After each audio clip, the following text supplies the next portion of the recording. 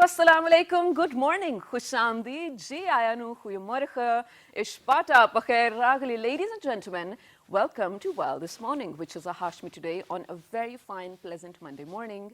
It is absolutely beautiful over here in the Twin Cities, especially in Islamabad. So I know there are days when I often tell you guys that I love rain and I don't like to see the sunlight. But lately, because it's been so cold, I do enjoy seeing the sunlight, of course. Do write to me to let me know how you guys are doing or how the weather around your area is, because I'd love to read that. Well, we're coming out of a weekend, thus the spirits are definitely lifted. I hope you all had an amazing weekend as well. I did too, alhamdulillah.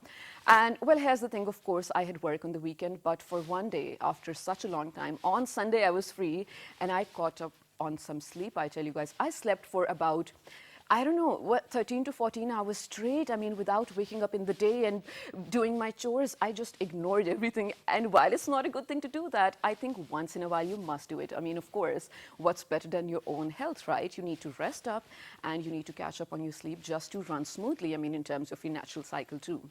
I am wishing you all that you have a great day ahead, but I do have a sad news to share, and I'm pretty sure that all of you are aware of it as well.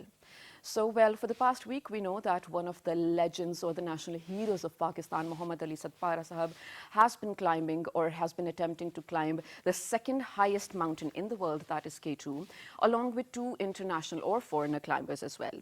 Well, sadly, at at midnight between Thursday and Friday, from Camp 3 of the K2 summit, the three of the mountaineers actually went up to trying to, of course, summit the entire mountain. But unfortunately, they have not been spotted ever since. This has been, I mean, almost 3 days now. And today is the third day that the rescue helicopters are going to continue their mission looking for the three missing mountaineers. Unfortunately, there's been no success so far, but the entire nation, every single Pakistani is actually praying for their safe return. And I mean, of course, we know, I don't know if you guys remember, but this was probably last month or even before that, the Satpara brothers were here. Their father had received a posthumous national award, and mashallah, congratulations to them on doing that. But we really hope and pray that we get to see him back again and safe again, inshallah. You guys can keep praying as well. And as soon as we do get any news on his arrival or on spotting him, PTV World will definitely share the news. Well, ladies and gentlemen, what are we going to talk about today? So here's the thing. It's a Monday, and since we are starting a new week, my producer thought that we should talk about something that is important, but often sort of neglected because not everyone has to go through that lifestyle. I'll tell you what I'm talking about. You know, Shahzad and I, of course, we try to make our show informative, of course, and then educational too. This is something we have picked up on before. Autism for that matter, or ASD for that matter, or any similar conditions that fall under this spectrum. It may include ADHD or it may include dyslexia.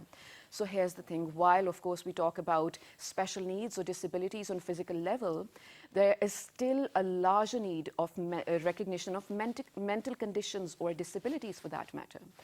So there are quite some few people in Pakistan who have been working for autism, and I felt like, and this is a personal observation though, for all the people who have been working in the favor of, well, awareness of autism or just educating people on autism and helping people living with autism, they had some personal reasons to do it. For instance, I mean, so one of their family members had to go through it, or one of their close friends had to go through it. My only reservation over here is that why do humans have to wait for something, God forbid, bad to happen to them to actually pick up on something to talk about? So for example, I mean, I shouldn't be waiting for to meet a person living with autism to talk about autism. Thus, I feel like we need to talk about this. Every single person in our country, every single person who's watching my show right now, I expect you guys to have the basic knowledge of how to, first of all, treat any person if you come across who is living with autism. And I think it was absolutely best to be in conversation with these two amazing people over here who have not only spent their lives or dedicated their lives now to organize this institution over here in Pakistan for the first time to talk about autism, but they are also training people, educating people, and then, well, educating people living with autism, which means we are seeing a great future. Unfortunately, there are some rough stats of a number of people who are living with autism, and it says more than 300,000, but that is just rough. I mean, these may also be just the reported cases, but there are so many more that we come across, and they might even not know they're living with autism, or the parents are in denial, or the family is in denial. They don't want to let the community know that this is what's going on. So this one is going to help all of you out there who might be looking for someone to, hair out their journey of autism probably, or the parents who are actually looking for an organization to send their kids to, or anyone that your loved one, needs to go to this institution if they're living with this condition.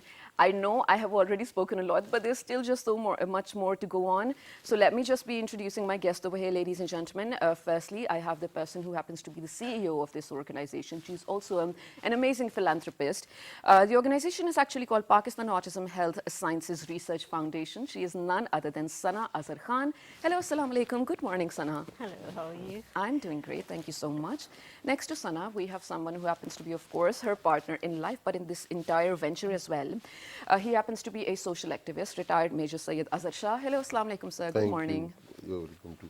So it's great to have you both on my show because, well, I already mentioned, and I think I spoke for hours and hours on how important it is to talk about this. So Sana, treat me as a person who does not know anything about this and tell me about autism and how could I detect if my child may be autistic or something.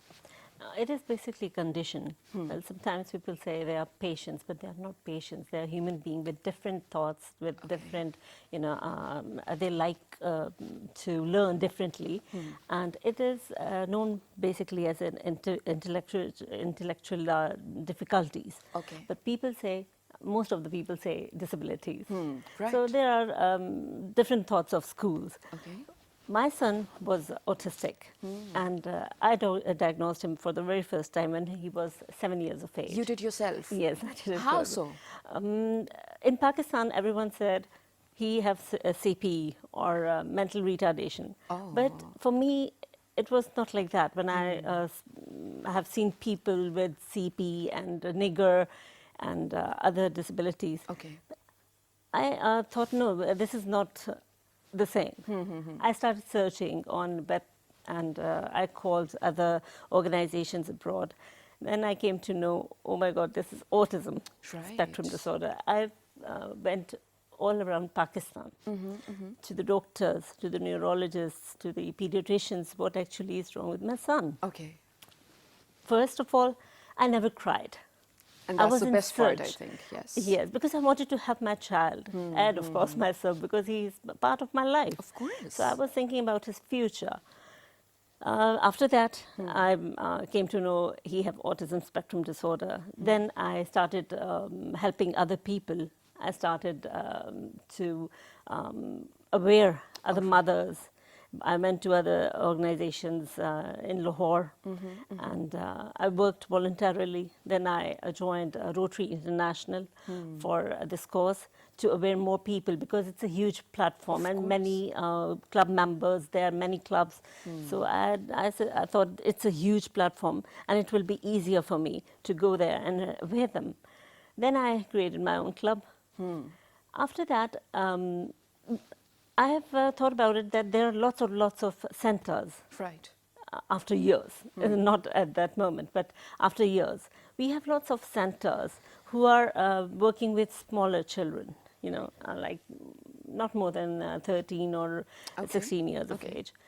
But my son now is 21. Okay, and that mashallah. came to me in my mind when I went to Italy. I saw there are children and adults with autism who are working in different places, Yes. organizations, companies, and they are going to schools, they are going to the institutions, the colleges. So why not in Pakistan? They also should have a right to have educated in normal schools. Absolutely. They should not be in only a center and having puzzles there. Absolutely. They need to have skill-based trainings. True. Ms. Sana, and this is amazing, of course, and I need to talk in detail about that. But before we do move on to how you came across the idea of creating an institution, let's talk about, Major Saab, rather you or any one of you may answer this. This is basic knowledge about autism, and I will be learning along with you guys. So it may not just occur in kids or adolescents, it may occur to anyone. First question. Yes. Secondly, is it genetic always necessarily? And thirdly, is it, since we say if it is genetic, what happens with the missing or the extra chromosomes? I mean, is it normal to lead a normal life? Primarily, when you talk about autism, yes, in Pakistan, the biggest problem we have from the onset, when we teach students doing the MBBS, if you go to the mainstream, yes, there's only one pager article about autism in the complete 5 years of MBBS. Oh my God, I didn't know that. And when we started taking our kids to various specialists, the moment we would refer the name autism, the doctor will start looking at our faces. Okay. So as if it's something alien. As if something is alien. Yeah. So that forced us to probe in more, to get more knowledge ourselves, because the more you get yourself equipped, yes, the better it is for you. And unfortunately in Pakistan, when you talk about autism, there are very few people who had knowledge, oh, and many of them, they've used that knowledge for their own benefit. okay, And autistic children world over, they are the costliest children around. Yes. how so? The therapies are very costly. Oh, really? Okay. So to tackle that, you got to equip yourself. And for us equipment people, ourselves and others, the best way is to spread the knowledge. And it is so important, absolutely. We also need government to support this cause. It is really Alright. important because these children are felt in schools and colleges and universities, but they don't know, like Asperger's, they look just normal, Yeah. you know, and they are actually normal, but they think differently. But they also study need differently. Special attention, if I would Yes. say. Of course, Yes. the normal, but you The know, Sana, curriculum, the system of education, they need skill-based system. We need to know what they actually can do. Now, here's the thing. When we talk about Pakistan Autism Health Sciences Research Foundation, you guys are amazing at, first of all, well, researching the community itself and then providing relevant stats for Pakistan, which was important because it didn't exist. Now, you tell me, when we talk about denial or social exclusion for that matter, or isolation for that matter, it's normal. In Pakistan, you would expect that because it does begin at family level. I mean, you know, neighbors or friends or people outside Or come log on kya later kahenge. on. Log kya kahenge comes later on because the parents, first of all, don't want to expect it, Yes. accept it, sorry. Yeah. So you are training people on how to deal with people living Yes. with autism? Yes. That may include Counselling as family? well. Yes, let me know all about it, please. Yes, it is about counseling. We counsel the parents as well because I must tell you, Okay. when the children come to us in our office, they are only with mothers. Okay. Like very less number of in parents, very less number of fathers. They come along. Okay. And then they say, oh, it's quite expensive. Why should I spend money on this child? I'm spending money on my son, the other son who is going to the private school, and I'm paying very high. So they think that these children cannot do anything. So why should you spend money first? So we need support from a government to help these children and to train people, to train parents as well. Right. We need to train the institutions. We need to train the schools. Yes. If schools are trained, they will never be thrown out of the school. First thing. Yes. Second, we need a proper research in Pakistan Absolutely. with genetics also. Okay. When it will be in chromosomes, like we will say, yes, this child have 21 chromosomes, autism. Yes. So there will be no more denial, Okay. and that child will be helped. So genetic test is important, which is not here in Pakistan. All right. So I believe that awareness first is really important, and supporting the parents is also important. All right, this sounds great, but here's the thing, Major Saab, I want you to talk about, first of all, because your organization is self-sustained in a way that you're running on a charity or donations. It's a private company, right? Yes, it A is. non-profit, of course. Yes. So I want you guys to talk about all the stakeholders, all the donors, the people who are definitely interested in benefiting the organization. But hold on to that thought, because right now, ladies and gentlemen, we are heading out to a very short break, and I'll tell you why. Because when we come back, we will be actually joined by a psychologist over here who will talk about people, you know, what they go through if, first of all, their family member or even themselves, they are living with autism. Yeah. I think it's going to be a perfect blend over here, so stay tuned to find out more. Good morning.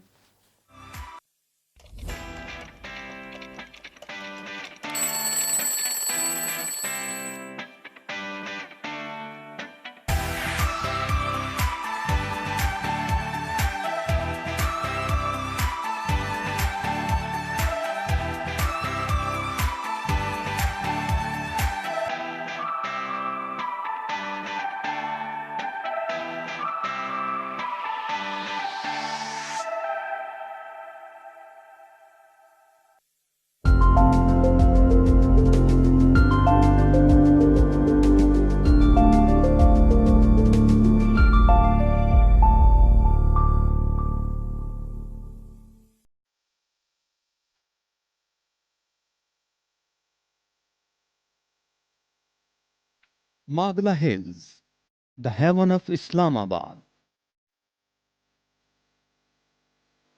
the abode of God, a place where you can explore your soul and meet power of natural elegance of mountains. Spread over an area of 12,605 hectares, the Magla Range, the foothills of Himalayas, are youngest hills with an age of 5,000 years old.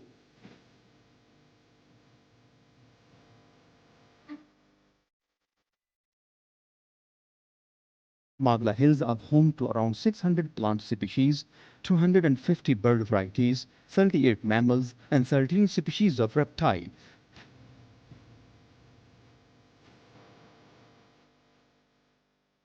Magla Range is characterized by many valleys, scenic spots, and beautiful water streams, especially in the monsoon months.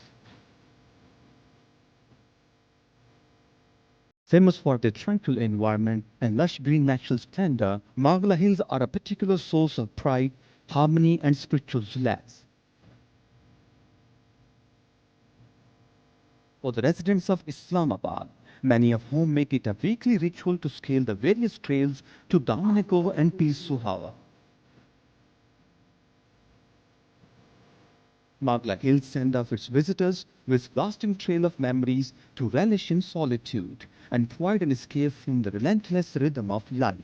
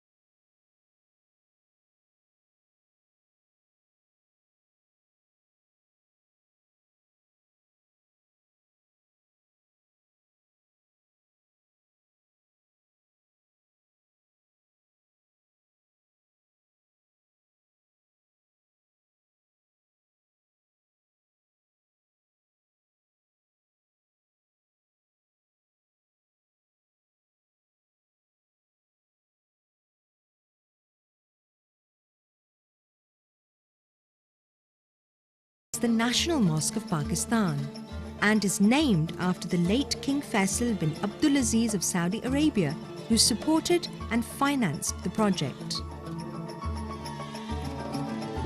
It is the largest mosque in South Asia and one of the largest mosques in the world. The Faisal Mosque was the largest mosque in the world from 1986 until 1993, when it was overtaken in size upon the completion of the Hassan II Mosque in Casablanca, Morocco. Subsequent expansions of the Masjid al-Haram, the Grand Mosque of Mecca, and the Masjid al-Nabwi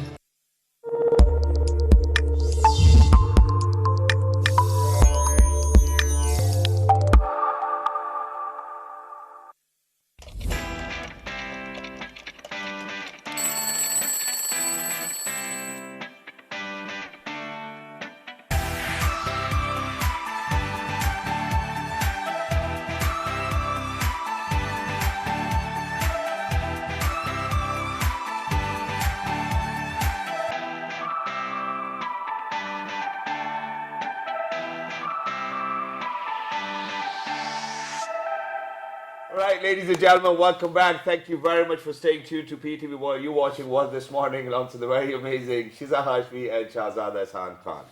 Ladies and gentlemen, where we are actually talking about autism and how everybody might feel when we talk about exclusion of such children, or we probably are not moving in the direction of inclusion, where we're talking about inclusive education.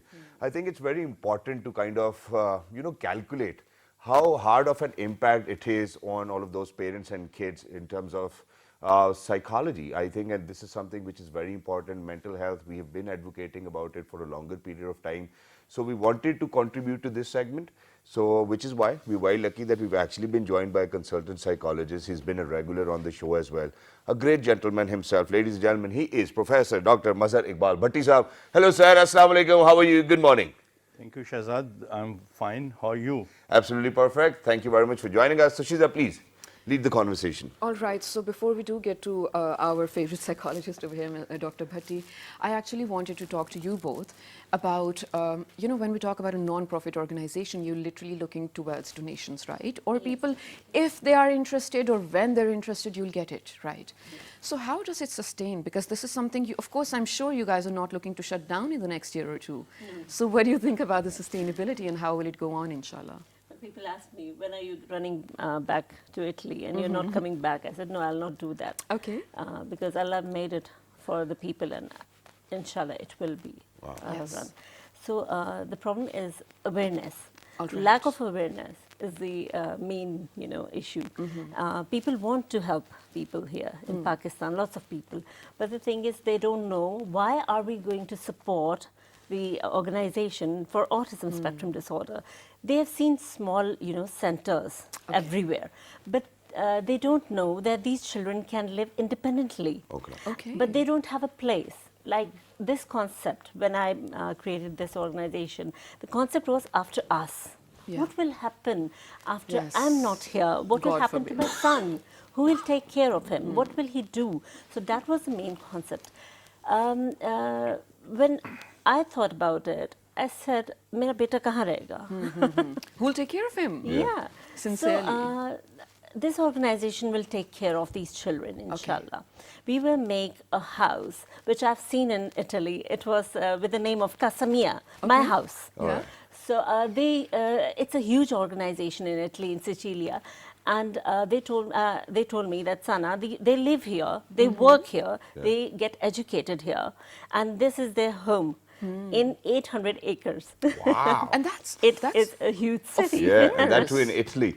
It is in Yeah. Italy. So Major and they Sabha- have a law as well for Okay. them. So the government support them. There is 46 pages of law. So I wanted to bring that law here to implement it, and they will be taken care by the government as well. Wonderful. Okay, this sounds great, and we really hope, inshallah, soon we get to see this model in Pakistan as well. Inshallah. So when we're talking about, you said that they were living there, they had great employment opportunities and Yes. whatnot. So you are bringing businesses over there in your facility, which Yes, will employ inshallah. the people there. Please Yes. enlighten us more. Primarily, there are 3-4 things to start with. One is like you create an organic farming facility. Okay. These children, they work there. Whatever you produce, then you make a restaurant attached Okay. to it. Certain kids, they work in that restaurant. Whatever they sell, that comes back to them. Okay. That is being spent on them. Then you produce or you construct certain guest houses at a good location. Yes. They'll be the caretakers, Nice. and whatever profit you people are getting, that is utilized on them. Wow. Then ultimately we want to create a research facility, Okay. which in Asia, if you see at this moment, we don't have any facility of that kind. What Sana was referring about Sicilia, they have a state-of-the-art facility. We are in collaboration with them, and at certain stage, we will bring in that facility to Pakistan. Inshallah. That sounds When we amazing. create that facility here, ultimately, we'll be receiving people from all around the Asia to Pakistan, definitely, and that will be bringing us business back. Yes. Exactly. So, we don't want to rely upon the donors till the end. And this does look very sustainable. This is just the first raindrop that is difficult. Yeah. Later on, everything becomes easy. Exactly, and that's what we want as well. And since Miss Sana just said Kasamia, you know, our house, I think that there's this quote, Professor Saab, which I've been using for a longer period of time with my friends and family. That is, mi casa, su casa, mi casa. Whatever is mine is yours. Whatever is yours is mine. And this is what I truly dream of. You know, when we talk about our own society, this is what I want. This is how I want my society to behave. But when we talk about people who are autistic, people who are actually born with Down syndrome, or kids, in fact, for that matter, you know, we haven't really reached a point where we are even talking about how to make it look normal, how we really do not have to be very sympathetic towards all of those parents. But in the first place, it's the parents who are always in denial. I think that this is very important psychologically to speak about. What would you say, rather, to all of those parents who, fortunately or unfortunately, have to go through this situation? Because so far, for all of those parents I've come across, they might be in denial, but they love their kids. Doesn't really matter if they were born with a Down syndrome or if they were born Of autistic. course. I mean, natural, right? Go ahead, sir. Yeah, that's very good question from Shahzad. It is in Pakistan, it is more important issue because any special child is getting a special attention by the parents, by the psychologist, by the counselors. And you know, these people are not only deserving, basically these people are the special people, and we would have to provide all those resources or services to improve their functioning, daily functioning. Exactly. As you know, in the Fountain House Lahore, they have the rehabilitation centers. I worked in 1998. They have all of the facilities in under one roof. They are providing the counseling, special skills, speech therapy, and a lot of others medicine related issues. They have a consultant psychiatrist, and both are this is going to be handled by the group of the consultants, because every child needs some sort of medication. Might be the second child, the other child is not receiving or need the medicine, he just need the counseling or psychotherapies or individual sessions or a group therapy where people are going to share the experiences, and at the same time that rehabilitation center manage the parental groups. Exactly. And they give them education to handle their kids. Exactly. Regarding to handling of their kids. This is more ignored area, as Madam Sana said, that in Pakistan it is a more need to work on this special area or special people. We have the lot of centers, or you can say schools, artistic schools in Islamabad, Lahore and Karachi, Okay. but actually they are in initial phases. Okay. And government level, they should support them as much as they can. But we need the legislation, as Madam said we need the legislation over here to combat the situation and to make those standards which we see in the international level. Sir, I'm Absolutely. very sorry, but I'm going to disagree over here because I With think what? I believe that legislation is actually going to be somewhere up there in the ladder. I think that the first phase where we really need to put our heads to is that, you know, for example, if we are talking about a child who's autistic or were born with Down syndrome, or God forbid if there was, ADHD or, like that. or if there was something wrong with them as well, unfortunately. What I'm trying to say over here is that all of these children are not actually in capacity to make a decision or take a decision for themselves in life. Now, what we really need to do is that, you know, for a normal person, you know, when we talk about mental health or when we talk about psychological well-being, even a normal people, what we call normal, are not even so well aware of how mental health is so important. Now, for somebody who's not well aware of their own mental health, how do you think they'll be focusing or talking about people who cannot even take the right choices about their own life? We need to educate them. How do we do that? Yes, of course, no doubt we need to work on that level where these people can support by the society. Okay. Because they are living in the society and society is responsible for these deprived people. We collectively manage on the level of the society, but individually we should have to focus on the child basic assessment. That assessment indicates the level of the problem, and then according to the level of problem we would have to make the management plan of the child. Right. True. And after that, it is not for one visit, it is not for two visits completion. It will take a lifetime because Lifetime these disorders. mental illnesses carries throughout the life, and we will have to build the capacity of those individuals. They can survive on their own self.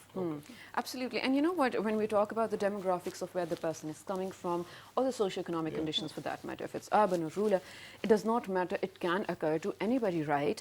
Now, I'm actually going to take you guys back to just a minute ago when you were disagreeing with Dr. Saab over here about the legislation that we need. I think it's not, I mean, it's very easy for a lot of people to come here, use our platform and say that government ye nahi kari, government wo nahi kari. Yes. It's not just, the government Matter is of not government. going to give you capital for everything. It's not that you have to look for money towards the government ke aap paise denge to hum aage karenge. We're talking about legislation here. So it was, I mean, lately the physical disabilities were recognized by the Constitution. When we talk about mental disability, especially people belonging to this spectrum, it's way different. All we need, or all we're talking about, is the need of a legislation. We're not talking about, I don't know, money for that matter. Support by the government. Yes, of course. So you Primarily, guys, I would like to add one thing to it. Like you said yourself, that there is a law that exists for the physical physically disabilities. disabled, yes. And initially we discussed the problem the parents are facing, that is denial. Yes. The greater problem being faced is denial at major level. Okay. There was a conference held in the National Assembly pertaining the laws and pertaining creating solutions for disabilities. All right. The only thing discussed during the complete conference was physical disabilities. We were the only parents representing intellectual disabilities. Can I tell you And something about none that? was ready to listen to it because And my son they was don't- roaming around over They there. don't have the understanding. Exactly. But sorry to say this, and it's going to sound bad, but can I tell you why there was no represent? So we know about this very meeting or whatever was going on about physical it's great. It's great being Pakistanis to see that actually this is being taken up at that high level. But that is because the person who is going to arrange this entire thing might have a personal interest. Maybe their daughter or son is physically disabled, right? Or has special needs physically, which is why they're going to take this up. So if someone comes in power who may have some loved one who is suffering or dealing with autism, they will do something about autism. That time is going to come very. That time is going to come very soon. Okay. Because the speed with which autism is increasing day by day. About 13 years back, it was 1 out of 1,000. Yes. Today, it is 1 out of 46 or 54. Oh, wow. It's So insane. it is spreading like pandemic. Yes. But we are not ready to That We is the accept. don't major even know problem we are what the faced. numbers are in Pakistan. And We should know the numbers. From the last research, what I could get out was that there's a total 15% population of people who are living with disability or autism or other No, it's problems more as than well. that. No. But But it's- that's not what the problem is. Now, since we spoke about the parents Yeah. as well, I think it's high time that we speak about the teachers and the schooling staff as well, because we are Definitely. talking about an intellectual disability. Yeah. Now, for me, it was very hard to understand mathematics ever since I was in school, and I was a horrible student with maths. And no matter what happens, you can not always slap a child so that to make him learn. There are days in life when you cannot understand or comprehend a situation, and this is what we call intellectual disability. That's it. You cannot understand it. There's no other way that somebody can make you understand. And it's okay. So I And also imagine want, that the teachers over here are not so very well equipped that they cannot Yes. understand the incapacity of a child of not understanding a single word. How do we do that? One by one, I want each and every one of you to speak about it. Yes. yeah. Okay, I want to shock you Sure. with something. I'm with ADHD. Yeah. Can you say that? No? True. So the thing is that it is not a disability basically. It's it's your Condition. brain that is thinking differently. It, Yeah. like some people are practical learners, where some people are visual learners. My daughters they were always like thrown out of the schools I'm a because visual they learner, were by with the way. high Yeah. IQ level. And one of my daughter is now a celebrity of Pakistan, mashallah, in gaming, in Oh, esports, and she's the amazing. pioneer of this esports. Mashallah. She's the first female gamer of CS:GO and Dota. We'd love to have her on our show, actually. Yeah, sure. And she has brought so many brands, gaming brands in Pakistan. She is the brand ambassador of so many gadgets. And she was a TEDx speaker. And the topic was Log Kya Kahenge, because she was a female gamer. Yeah. Now she's a caster and streamer. And she's quite famous. And she was the child that schools were used to tell me, please, isko kahin bhai le chal, take her somewhere else. She's not a student of Pakistan, Okay. She should go abroad Okay. and learn. So the problem is that we should change the system of the schools. We should not throw them out. They are, they are the diamonds of our. Of course. They're the stars of They're the our gems. Pakistan. In other countries, Bill Gates can be there, Einstein can be there, Steve Jobs can be there. Elon Why Musk can be can't there, Beethoven. So why don't we Yes. have these All such children? stars, yes. And we should support them. My daughter, the youngest daughter, she's 17. She was in Sicilia and she got tested, the blood test, and she had the genetics test. Okay. She was diagnosed with autism spectrum disorder, 21 chromosomes. Yeah. And everyone was used to tell me, why do you say that my children are different? They are not, they're just normal children. I said, yes, they are normal people, but I Yeah. want to tell people that this can happen. So Absolutely. please do not deny it. I'm very much proud of my children. Exactly. They're really, Mashallah. every day they make me proud and I learn from them. And I think you So- should be prouder because, that's the sole reason that you're over here. You have an organization. You're thinking Yes, for because not of just your them. children, but other children as well, Because of them, which I believe is great. Moving on to Professor Saab now. Now, Professor Saab, I believe this is something, since we've been doing this show for, alhamdulillah, now 8 years, we come across so many people. And we have been advising them that, within our own schools, we should have a system where we have a mental check meter, probably, mental illness check meter, or, probably, psychologists coming in, just having a little conversation with students, thinking if they're doing fine or not. Because in today's time, everybody is really busy. Everybody is really caught up. The cost of living has gone up. Everybody needs to work. Everybody needs to pool in. So one way or the other, in between all of these problems, there's lesser time with parents to spend with their kids as well. How do you think that we can actually have a syllabus or probably teams within the schools who are going to keep a check on whether our students are mentally fit or not? Yes. Firstly, I would like to respond the previous question that how we can handle the situation, because the situation is going to be worse day by day. Exactly. Yes, of course, no doubt. We have to manage by putting psychologists in the schools. They make the assessments, because in the developed countries, you see, they have these type of the facilities. A person is going to be behave little bit abnormal, they just refer to psychologist. And psychologists make the assessment. either the problem is intellectual dysfunctioning, either the problem is related to intelligence, either the problem is related to memory. Okay, Yes. can I stop you over here? Because, Yeah. you know, I think that Yeah.